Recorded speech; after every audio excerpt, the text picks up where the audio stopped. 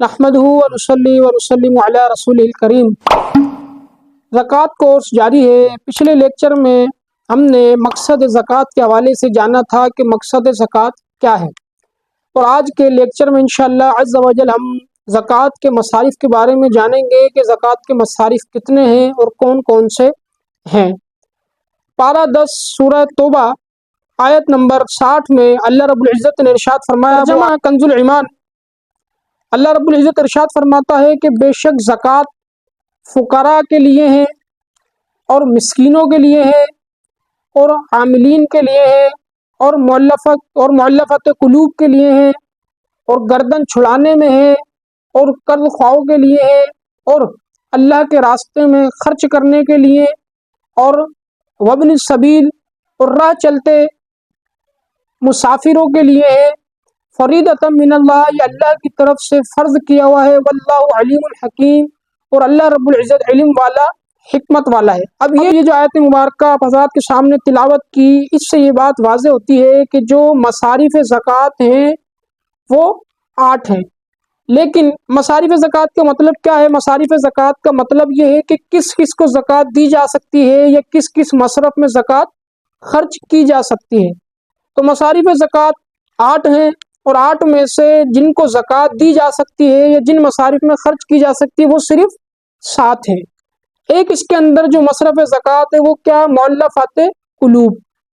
مؤلفات قلوب کیا ہے اس کو سمجھیں کہ جب اسلام جب نیا آیا اور جب لوگ نئے مسلمان ہونے لگے، تو اس وقت کے اندر جو لوگ مسلمان ہوتے تھے، چاہے وہ غنی ہوں چاہے وہ فقیر ہوں، انہیں بھی زکوٰۃ دے دی جاتی تھی، اور وہ بھی زکوٰۃ کا ایک مصرف تھا۔ اس کی وجہ یہی ہوتی تھی تاکہ ان کے دل اسلام کی طرف مائل رہے، تاکہ وہ اسلام کی طرف مائل رہیں، اس وجہ سے زکوٰۃ انہیں بھی دے دی جاتی تھی، اور وہ بھی ایک زکوٰۃ کا مصرف سمجھا جاتا تھا، اور وہ بھی ایک زکوٰۃ کا مصرف تھا۔ لیکن جب حضرت ابوبکر صدیق رضی اللہ تعالی عنہ کے دور میں اللہ رب العزت نے اسلام کو غلبہ عطا فرمایا اور اسلام غالب آ گیا، اور اسلام کو اللہ رب العزت نے شان و شوکت عطا فرمائی، تو پھر حضرت ابوبکر صدیق رضی اللہ تعالی عنہ کے دور میں اس بات پر اجماع ہوا، تمام صحابہ نے اس بات پر اتفاق کیا، اور تمام صحابہ اس بات پر انہوں نے اجماع کیا، متفق ہوئے کہ مؤلفات قلوب زکوٰۃ کا مصرف اب نہیں ہے، مؤلفات قلوب کو زکوٰۃ کے مصرف سے ساقط کر دیا جائے۔ تو صحابہ کرام کے اجماع سے اور اتفاق سے جو مؤلفات قلوب تھا وہ زکوٰۃ کا مصرف نہیں رہا۔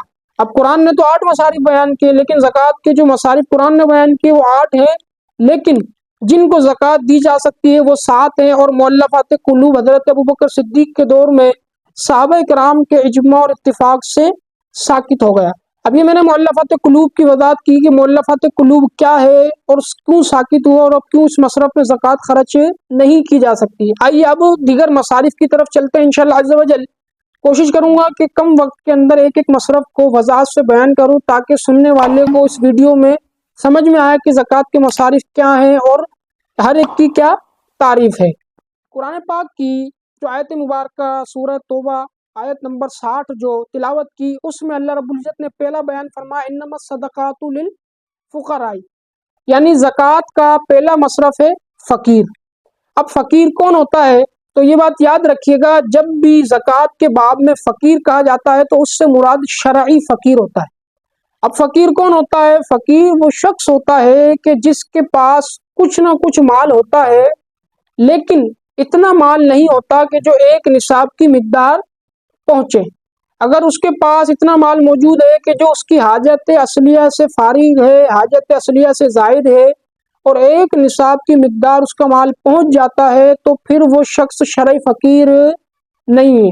لیکن اگر اس کے پاس ایک نصاب کی مقدار مال موجود ہے اور اتنا مال موجود ہے کہ وہ اس کی حاجت اصلیہ میں گھرا ہوا ہے، حاجت اصلیہ میں استعمال ہو رہا ہے، تب بھی وہ شخص شرعی فقیر ہے۔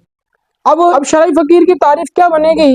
تو آسان الفاظ میں یوں سمجھیے کہ شرعی فقیر کی تعریف یہ بنے گی کہ ایسا شخص جس کے پاس حاجت اصلیہ سے زائد ایک نصاب کی مقدار مال موجود نہ ہو، اسے کہتے ہیں شرعی فقیر تھے۔ اب اس کے اندر یہ بیان کیا گیا کہ ایک نصاب، کیونکہ زکوٰۃ کے باب میں اکثر یہ بات بیان کی جاتی ہے کہ ایک نصاب کی مقدار، ایک نصاب کی مقدار۔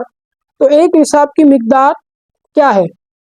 تو یہ یاد رکھیے گا کہ سونے کا نصاب الگ ہے، چاندی کا نصاب الگ ہے، اور جو روپیہ پیسہ بانڈ ہے یا سکے وغیرہ ہیں وہ چاندی کے تابع ہیں۔ یعنی سونے کا اگر آپ مثال کے طور پہ سونے کے نصاب کو جو اگر دیکھیں تو سونے کا نصاب ہے 7.5 تولہ سونا۔ یعنی اگر کسی کے پاس 7.5 تولہ سونا ہے تو یوں کہا جائے گا کہ اس کے پاس ایک نصاب کی مقدار مال موجود ہے۔ اسی طریقے سے چاندی کی طرف آتے ہیں، اگر چاندی کی طرف دیکھیں تو چاندی کا ایک نصاب کی مقدار مال کیا ہے؟ تو چاندی کا نصاب ہے 52.5 تولہ چاندی۔ یعنی جس کے پاس 52.5 تولہ چاندی حاجت اصلیہ سے زائد موجود ہے تو یہی کہا جائے گا کہ اس کے پاس چاندی کا نصاب موجود ہے۔ اب رہے بانڈ ہے، پرائز بانڈ ہے، یا پیسے ہیں، یا ڈالر ہے، یا پاؤنڈ ہے، جو کرنسیاں ہیں، اس یعنی زکوٰۃ کے باب میں یہ چاندی کے تابع ہے۔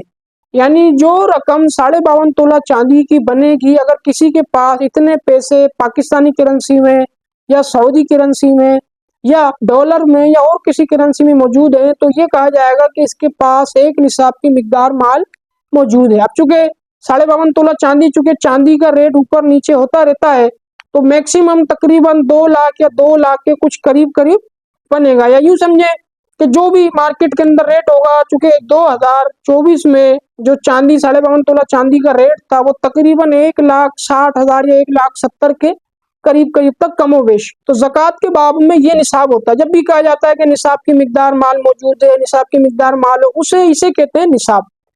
دوسرا زکوٰۃ کے مصرف کی طرف آتے ہیں۔ جو دوسرا مصرف قرآن پاک نے بیان فرمایا وہ ہے مساکین، کہ جیسا کہ میں نے ابھی آیت مبارکہ پڑھی تھی کہ اس کے اندر اللہ رب العزت نے ارشاد فرمایا کہ انما الصدقات للفقراء والمساکین، بے شک جو زکوٰۃ ہے یہ فقیروں کے لیے ہے اور مسکینوں کے لیے ہے۔ تو دوسرا جو مصرف ہے وہ ہے مسکین۔ اب مسکین کون ہوتا ہے؟ تو مسکین وہ شخص ہوتا ہے کہ جس کے پاس نہ کوئی مال ہو، نہ جس کے پاس تن چھپانے کے لیے کپڑا ہو، اور نہ ہی جس کے پاس ایک وقت کا بھی کھانا کھانے کے لیے موجود ہو۔